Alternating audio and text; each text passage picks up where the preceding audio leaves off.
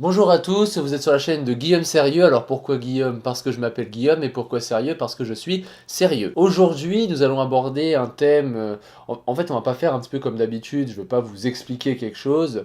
Je vais plutôt vous raconter une histoire qui m'est arrivée réellement et qui va avoir un fond culturel, bien entendu, mais qui va plus être axé sur comment moi j'ai fait, entre guillemets, genre c'est exceptionnel, mais non, comment moi j'ai fait pour arriver à une conclusion sur un sujet donné, qui est le glyphosate. Mais vous allez voir, là vous comprenez rien, mais vous allez voir qu'au fur et à mesure de la vidéo, ça va être compréhensible. Tout remonte il y a à peu près 4 semaines. À peu près. Ma position à ce moment-là sur le glyphosate, si jamais quelqu'un m'avait interpellé dans la rue, c'était la position BFM. Oui, c'est cancérigène, c'est pas bon pour la santé. Et si on m'avait demandé la raison, tout simplement, j'aurais expliqué que c'est ce que j'entendais à la télévision et c'est ce que je lisais dans tous les médias et c'est ce que j'entendais de la bouche de tous les politiques français et d'une grande partie, en tout cas, des gens. Je suis contre le glyphosate, contre Monsanto. Si jamais on m'avait poussé un petit peu plus, mais quels sont les arguments? Est-ce que vous les connaissez? J'aurais dit, écoutez, non, effectivement, je ne connais absolument pas les arguments ni pour ni contre. Je sais juste ce que la télé en a dit. Effectivement, il faudrait peut-être que je me renseigne sur le sujet. Premier point, mettez-le dans votre tête. Deuxième point qui va être important, c'est que moi, dans ma vie, personnellement, je n'ai pas envie de croire des choses, j'ai envie de savoir des choses, et il y a une énorme différence. Même si la vérité me déplaît sur un sujet, je préfère connaître la vérité qui est déplaisante, celle que je n'aurais pas forcément voulu voir, plutôt que de croire en une chose qui n'est pas la vérité. Voilà, deuxième point, c'est très important. Je viens de me râper le bras comme un débile sur mon bureau. Et donc, concernant le problème du glyphosate, entre guillemets, je sais pas si vraiment c'est un problème, mais concernant le glyphosate, il y a une question qui revient, est-il cancérogène ou pas? À cette question, dont je n'avais que l'opinion BFM il y a quelque temps, j'ai fait énormément de recherches, parce que j'ai vu des gens qui disaient plein de choses, en fait, qu'il y avait débat. Moi, je pensais que n'y avait pas de débat, en fait, que c'était déjà clôturé. Et j'ai fait des tas de recherches. Et cette vidéo, justement, je vais vous montrer le fruit de ces recherches, entre guillemets, que vous pouvez reproduire chez vous si vous le souhaitez. Et vous allez voir que le glyphosate, c'est un sujet qui est bien plus complexe que ce qu'on en dit.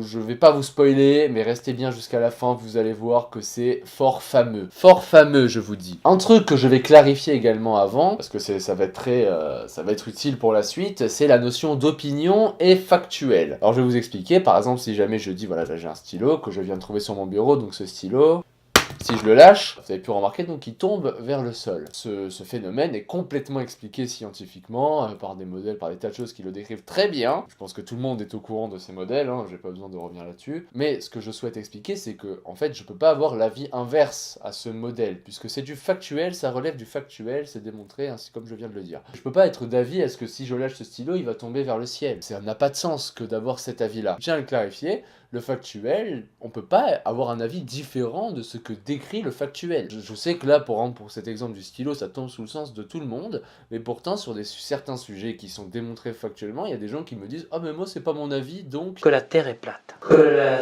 Terre est... Concernant l'opinion, ce serait plutôt quelque chose comme il faut virer 500 000 fonctionnaires de la fonction publique parce que l'économie elle en peut plus, nanana. Il n'y a pas une seule instance de cette planète qui veut dire c'est vrai, et qui va démontrer ça. Potentiellement, il peut y avoir des modèles de faits, effectivement, qui vont montrer que virer 500 000 fonctionnaires, ça peut servir à un objectif, c'est un bon objectif intermédiaire pour servir un objectif final défini, par exemple, meilleure rentabilité de la croissance, mais si jamais je change cet objectif final, qui est justement purement arbitraire, et que je mets par exemple, je souhaite mieux soigner les gens, je viens de l'inventer, eh bien, virer 500 000 fonctionnaires, par exemple, de la fonction hospitalière, c'est pas bon. Et ça va justement desservir cet objectif. Donc les deux réalités existent, et c'est de l'opinion, ça relève de l'opinion. Donc vous avez bien différencié, voilà, il faut différencier factuel, opinion. Et comme je disais, le cas du glyphosate, en tout cas la question est-il cancérogène ou pas, ça relève du factuel, monsieur, et oui. C'est-à-dire que de la même manière que je peux pas être d'avis que ce stylo tombe vers le ciel, je ne peux pas être d'avis si jamais la science le démontre, de manière claire, parfaite avec des super modèles, et même si elle ne le démontre pas entièrement. Si jamais le consensus dit une chose, moi qui n'y connais absolument rien, je dois adhérer à ce consensus puisque je n'y connais absolument rien. Genre, qui je suis pour avoir un avis là-dessus, quoi. Moi, je suis un vieux mec. C'est donc à cette question, si jamais il y a une réponse qui est clairement démontrée, je pense que tout le monde ici, derrière cette caméra, dira, bah oui, c'est ça qu'il faudra croire, quoi. De la même manière que face à ce stylo, je peux pas avoir l'avis contraire, mais je pourrais pas avoir l'avis contraire, sinon ça n'aurait pas de sens. J'espère que j'ai été clair. Dossier complet, tac, on l'archive, vous le gardez dans votre tête. Abordons maintenant le cas du glyphosate. Comment ça marche le glyphosate? Déjà, qu'est-ce que c'est le glyphosate? Bonjour, je m'appelle glyphosate. Je suis une molécule active à la base de 750 produits commercialisés par 90 fabricants différents. Je suis un herbicide total, pas cher et efficace. 700 000 à 800 000 tonnes sont utilisées par an et dans le monde. À titre de comparaison, pour traiter 1 hectare de terrain en comptant la main-d'œuvre plus le produit, je coûte à peu près 10 à 15 euros. Si jamais on devait refaire la même chose par des moyens mécaniques, cela coûterait 40 à 50 euros, ce qui est vachement plus cher. Je possède une bonne biodégradabilité dans les sols riches. Je permets l'agriculture de conservation, c'est-à-dire le fait de laisser les résidus au sol pour laisser la dégradation naturelle enrichir la terre et sa faune. Grâce à moi, on évite de labourer, ce qui n'expose pas les nutriments au soleil. On laisse tranquille la microfaune, ce qui est cool. Et on protège les sols de l'érosion. Et voilà, salut, je me suis bien présenté, hein. Merci, monsieur glyphosate. Et comment ça fonctionne? C'est une molécule qui s'attaque à une enzyme, qui fait partie d'une chaîne de synthèse d'acides aminés aromatiques. Bon, ça, c'est le côté un petit peu... on s'en fout. Mais ce qu'il faut comprendre, c'est que ce système-là n'existe que chez les organismes photosynthétiques, c'est-à-dire les plantes. En aucun cas, ça existe ni chez l'homme, ni chez aucun animal. Ça, il faut le comprendre, c'est-à-dire que le glyphosate, si jamais tu t'en mets sur la main, ça va pas rien te faire, en tout cas, ça va pas faire l'effet que l'on attend de lui sur toi. Ça ne fonctionne pas. Et vous pouvez me dire, vu que c'est un herbicide total, comment ça se fait que ça n'attaque pas la plante que l'on souhaite cultiver? Effectivement, très bonne question, Jackie, très bonne question. En fait, on modifie le génome de cette plante pour qu'elle ait une autre façon de faire et qu'elle soit résistante au glyphosate. C'est l'OGM, quoi. Et on peut dire qu'après tout ce que j'ai dit, c'est quand même un superbe truc, le glyphosate, on a cette impression-là. Quel est le problème, du coup? La chose qui a créé le débat sur le glyphosate, parce que, enfin, moi, personnellement, je sais pas pour vous, peut-être que vous étiez tous calés glyphosate avant, mais moi, avant 2017, où il y a eu le scandale, on va dire en 2015, pour prendre large, 2015, moi, tu me disais glyphosate, j'ai l'impression que c'est une marque de dentifrice, hein, je sais pas du tout ce que c'est, hein, le glyphosate. C'est pas le débat de savoir quand est-ce que, machin. Le truc qui a fait, en fait, le scandale, c'est que le CIRC, qui est une branche de l'OMS, qui s'occupe de tout ce qui est cancer et tout ça, il établit une sorte de classement, en fait, en disant, bah voilà, tel truc c'est cancérogène, tel truc c'est cancérogène, ça l'est pas, ça l'est moins, ça on sait pas. Et en fait, il a classé le glyphosate au niveau 2A. Le niveau 2A, c'est cancérigène probable pour l'homme. D'ailleurs, petit point culture, je vais le préciser dans cette vidéo, vous saviez qu'on peut dire cancérogène et cancérigène et que ça veut dire exactement la même chose? Parce que moi je savais pas. Voilà, c'est le petit point culture que je tenais à faire dans la vidéo. On revient au classement du CIRC. Donc, il le classe là-dedans. Moi, je regarde, je check, effectivement, c'est vrai. Lien dans la description, si tu ne me crois pas, il y aura tout le classement. Et je remarque aussi que le CIRC, en faisant mes recherches, n'étudie pas les risques. Pardon, il étudie les... Putain... Voilà, silencieux, comme ça on sera plus dérangé. Donc, je disais que le CIRC n'étudie pas les risques, il étudie les dangers, et c'est complètement différent. Je vais vous expliquer, moi avant, en fait, il y a longtemps, j'ai travaillé au McDo. Pas besoin de se moquer de moi, je sais, j'étais un sous-homme, si vous voulez. C'est bien vrai, moi je déteste le McDo, c'est vraiment de la merde, voilà, je le dis. Mais du coup, dans ce McDo, j'étais aussi élu au CHSCT. Au CHSCT, on étudiait vachement tout ce qui est danger, risque et tout, et la différence qu'il y avait entre les deux. Le danger, c'est en fait tous les dangers que présente un objet. C'est-à-dire, par exemple, imaginons que ce stylo, encore une fois, soit un couteau. Et ben un couteau, c'est très dangereux parce qu'on peut mourir. Voilà, c'est le danger d'un couteau, c'est la mort, en gros, ou la coupure, mais je vais prendre un extrême pour qu'on puisse bien comprendre. C'est-à-dire que si jamais un organisme classait selon les dangers un couteau, ce serait extrêmement dangereux. Mais est-ce que, je vous pose la question, cela veut dire que le couteau, si jamais vous l'utilisez, vous allez automatiquement mourir? Eh ben non, parce que quand vous allez aller couper vos tomates ou vos courgettes, eh ben la probabilité pour que vous mouriez à ce moment-là, elle est extrêmement faible. Et ce qui va calculer cette probabilité, c'est notamment le risque. Et là, dans ce cas-là, c'est un risque tellement négligeable qu'on va même pas dire que c'est mortel en fait. Par exemple, le risque, ça pourrait être, le risque de mourir d'un cancer est 12 fois plus élevé chez les fumeurs que chez les non-fumeurs. Ça, c'est un exemple de risque. C'était le premier point sur le CIRC, qu'il étudie les dangers et non les risques. Ce qui fait que, par exemple, le saucisson, enfin les viandes transformées, donc le saucisson par exemple, qui est même toutes les charcuteries, tout ça, est classé niveau 1, c'est-à-dire cancérogène avéré. Est-ce que vous allez arrêter de manger du saucisson? Ben non, je crois pas. Pas du tout.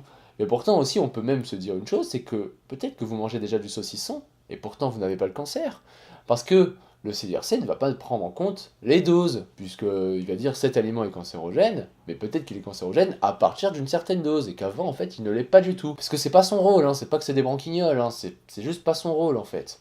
Il y a des tas de cabinets d'expertise différents qui, eux, vont établir les risques. On va le voir après, eux, ce qu'ils en disent. Donc voilà, concernant le CIRC, déjà, ça, c'est son rôle.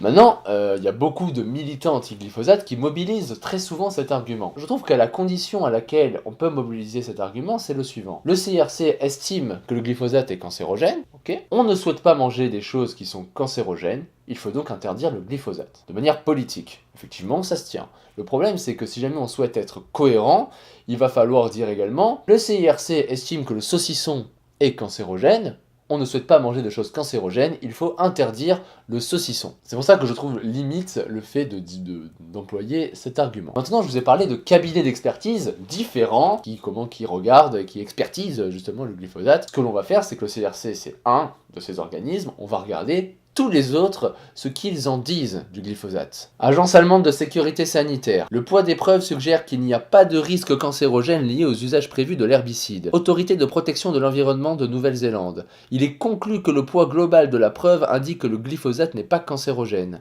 Autorité australienne des pesticides et des médicaments vétérinaires. APVMA. L'APVMA a conclu que le glyphosate ne présente pas de risque cancérogène chez l'humain. Commission japonaise de sécurité des aliments. Le glyphosate ne présente ni neurotoxicité, ni cancérogénicité, ni toxicité pour la reproduction, ni tératogénicité, ni génotoxicité. Agence européenne des produits chimiques. Le comité d'évaluation des risques a conclu que les preuves scientifiques disponibles ne permettent pas de classer le glyphosate comme cancérogène. Agence canadienne de réglementation de la lutte antiparasitaire. Le glyphosate n'est pas génotoxique et il est peu probable qu'il présente un risque de cancer pour les humains. Agence américaine de protection de l'environnement. L'évaluation complète des données soutient la mention non susceptible d'être cancérogène pour l'homme. Lorsque je disais au tout début que je regardais les médias et que voilà, les médias en fait présentaient que l'avis du CIRC. Toutes ces agences-là qui ont émis un avis sur le glyphosate, ils n'en font aucunement mention. Et ce qu'il faut comprendre aussi, c'est que ces agences-là, c'est pas genre des mecs comme ça qui l'ont dit au détour d'une phrase ah oui, non, le glyphosate, non, c'est pas cancérogène, je vous le dis, moi j'en prends tous les matins, y a pas de problème. Non, c'est pas du tout ça qui s'est passé.